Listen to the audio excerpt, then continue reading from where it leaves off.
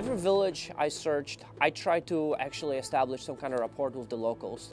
I really enjoyed the company of Afghans. They were great people, and they seemed to be happy even though they didn't have much. Arghandab Valley was one of the most difficult missions that we ever did, physically. The terrain that we operated was very mountainous, at very high altitudes, which actually made it really difficult to breathe. And carrying, full combat gear, machine guns, radios, we didn't really have any kind of additional equipment that would help us scale those mountains. Towards the end of the missions, my soldiers actually got really tired. It was increasingly difficult to climb, up and down, up and down. So when the village finally started appearing at the horizon, we were really happy because that meant we would have a break from climbing. To kill or not to kill? The village that we searched was surrounded by mountains on 3 sides. There was only one way in and one way out. The mountains surrounding the village gave the enemy really good observation on where the American forces were and exact locations of my guys. So an enemy sniper hidden somewhere in those mountains would have a really easy time to pick out my guys. The find that we discovered in one of the houses just amazed me. I've never seen so many weapons, so many mines, so many explosives in one location.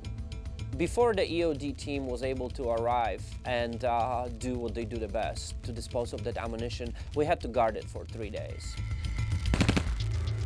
When the shots rang, we couldn't really pinpoint location where they shot at us. We didn't know which mountain, but we returned fire at where we thought we heard the shots from. We actually dropped a couple mortar rounds too.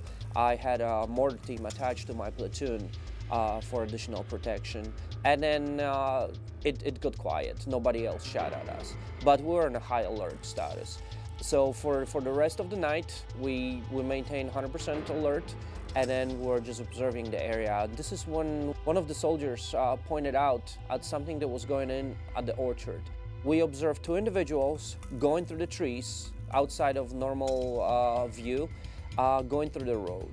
One thing that you have to understand about Afghanistan, there's no nightlife. Nobody leaves the house at night. There's absolutely no business. Only bad guys move at night in Afghanistan, and we knew it. Everybody knew it.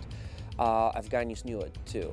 So it was very strange to observe those 2 individuals who were moving through the orchard at night.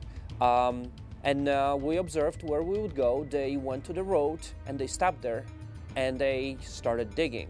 So at that time, I was sure we had the insurgents, but I kept observing them.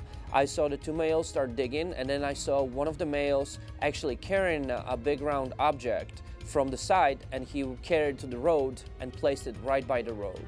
At that time, I had all the proof that I needed. I knew they were insurgent, and I knew that we need to neutralize the threat.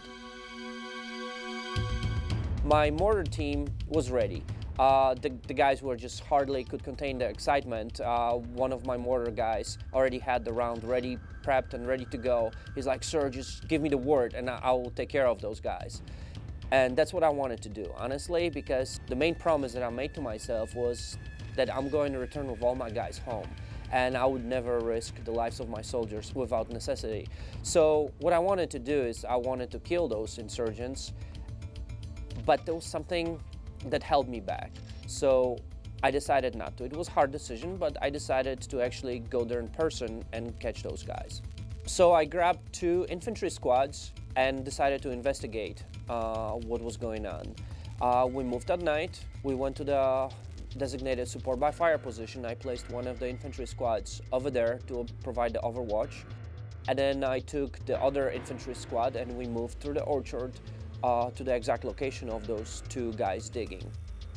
You should see their faces, how much of a surprise it was when 8 infantry soldiers emerged from the night, from the darkness, wearing all kinds of combat gear, carrying weapons, and just threw them on the ground and started searching them. Those guys were scared. But they didn't have anything on them. And then I asked them what they were doing, and they explained me that they were digging water. Now, one thing that you have to understand about Afghanistan that the water is the most precious resource one can have over there. And that particular village only had one little stream going through the village, and that meager stream was supposed to water all the almond orchards belonging to all the 10 families that inhabited that village. And the village elders rationed the water very meticulously. Your family will have the water from midnight on this day till midnight on this day. And those guys, even though they knew there are a bunch of trigger-happy Americans in the village, even though they knew that it was very dangerous for them, but they had no choice. They had to leave the safety of their home at night. They have to go at night and they had to dig the stream in order to change its course to water their gardens. If they failed to water their gardens that day because it was too dangerous, their almond trees would die, wither, and they would have absolutely no way to support their families. Definitely, if I killed those 2 innocent guys, that would turn off the entire village against the United States, probably forever. In their society, in Afghanistan, something like that could only be removed with blood of the offenders. So just killing by those 2 guys, I would probably create 50 more insurgents that would end up killing United States soldiers later on. So they risked their lives for their families, and I almost killed them. I'm so glad I did not.